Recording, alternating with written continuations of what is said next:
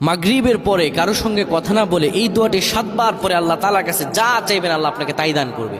অভাবে আছেন, ঋণগ্রস্ত আছেন, মাথায় টেনশন, ঋণের বোঝা, বাড়িতে থাকতে পারতেছেন না, আল্লাহ সব আপনার পেরেশানি দূর করে দেবে ইনশাআল্লাহ। যদি আপনি আমলটি করতে পারেন, আমল মানুষের জীবন বদলিয়ে দেয়, আমল মানুষের জীবনকে পরিবর্তন করে দেয়। আল্লাহ তাআলা আপনার সব দোয়া কবুল করে নেবেন ইনশাআল্লাহ।